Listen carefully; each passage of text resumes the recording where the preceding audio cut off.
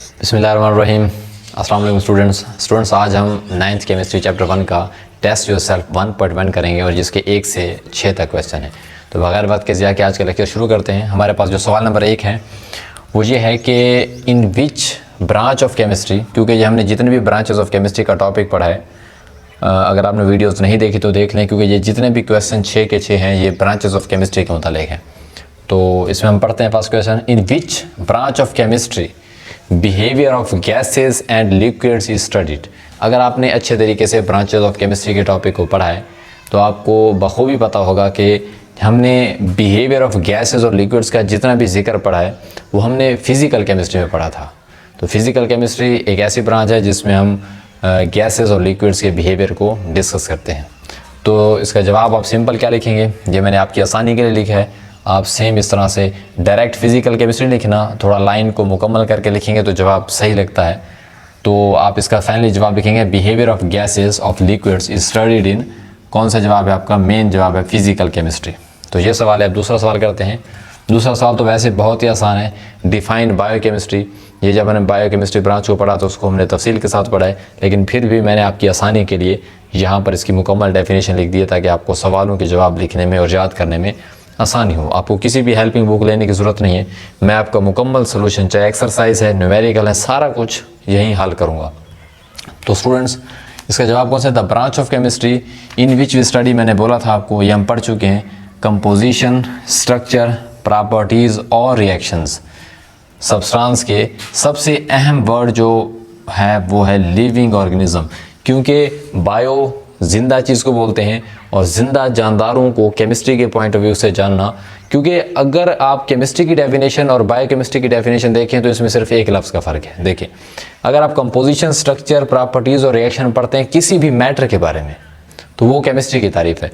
और अगर आपने लिविंग ऑर्गेनिज्म, अक्सर स्टूडेंट ये कंफ्यूज हो जाते हैं और पेपर में गलत लिखाते हैं, लिविंग ऑर्गेनिजम्स की जगह मैटर लिख देते हैं, तो वो केमिस्ट्री की तारीफ बन जाती है। तो जिंदा जानदारों का लिविंग ऑर्गेनिज्म, पेपर एग्जामिनर इस वर्ड को बहुत गौर से देखता है, तो इसको लाजमी याद रखना है। तो ये आपकी बायोकेमिस्ट्री की डेफिनेशन हो गई। Next, which branch of chemistry, कौन सी ब्रांच है केमिस्ट्री की जो पेंट्स वगैरह, ये जो जितने भी पेंट्स हैं या पेपर बनाया जाता है, आप जानते हैं, बड़े अच्छे तरीके से जानते हैं, पेंट्स हो या पेपर हो ये किसी सनत के अंदर बनाए जाते हैं, किसी इंडस्ट्री के अंदर बनाए जाते हैं। और केमिस्ट्री की ब्रांच हम ये पढ़ चुके हैं, वो कौन सी ब्रांच है, इंडस्ट्रियल केमिस्ट्री। तो इसका सीधा सा सिंपल सा जवाब है कि इंडस्ट्रियल केमिस्ट्री। इंडस्ट्रियल केमिस्ट्री एक ऐसी ब्रांच है जो क्या करती है, deals with the preparation of paints and paper. तो ये सिंपल सा है। नेक्स्ट आपके पास फोर्थ क्वेश्चन है, in which branch of chemistry, chemistry की वो कौन सी ब्रांच है जिसके अंदर आप मेटाबॉलिक प्रोसेस, मेटाबॉलिक होता है किसी चीज़ को तोड़ना, ठीक है, रिएक्शंस जो उनके होते हैं तोड़ फोड़ के, किन के, अब कार्बोहाइड्रेट जिंदा, ये जो हम खुराक खाते हैं जैसे कि रोटी हो गया, चावल हो गया, आलू हो गया, प्रोटीन्स आपके पास गोश्त, अंडे, दालें, जितने भी नट्स हैं, इनकी ये जो तोड़ फोड़ का काम है ये कहाँ पर होता है।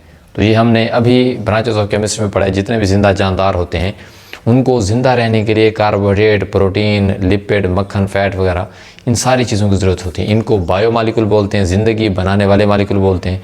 तो कार्बोहाइड्रेट मैंने आपको जैसे चंद एक मिसालें दी हैं, चावल, रोटी, आलू आपके पास हो गया। इसी तरह से प्रोटीन्स दालों के अंदर, गोश्त के अंदर, एग्स की वो जो सफ़ेदी होती है उसके अंदर, फ़िश के अंदर।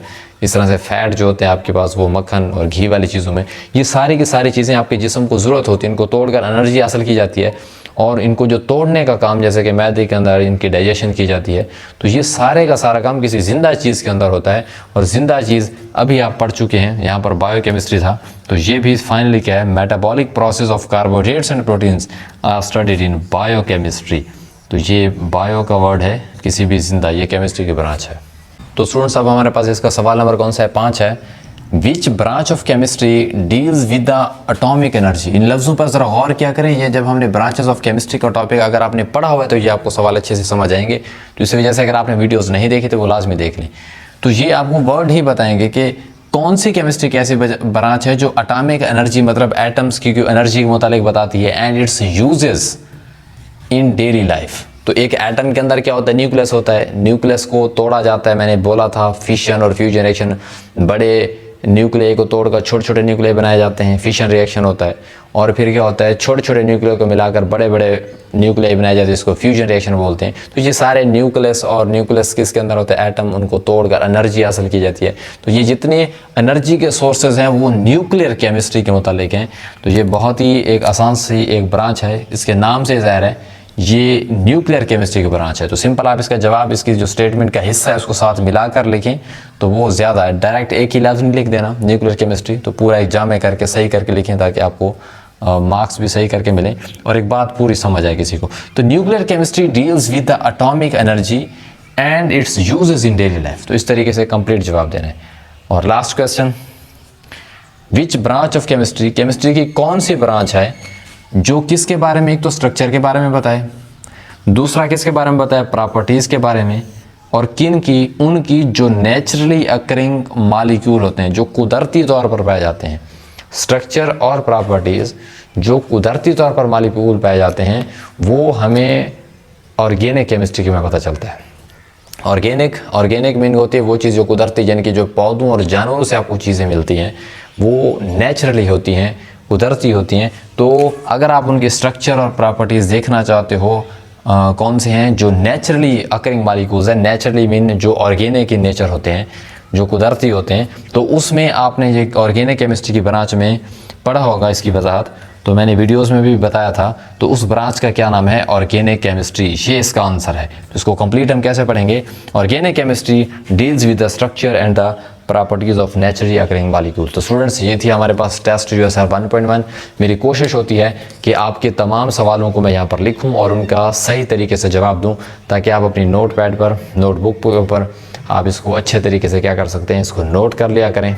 नोट करने के बाद उसे आप अपनी तैयारी कर सकते हैं। ऐसा करने में आपको किसी किस्म की हेल्पिंग बुक की ज़रूरत नहीं है।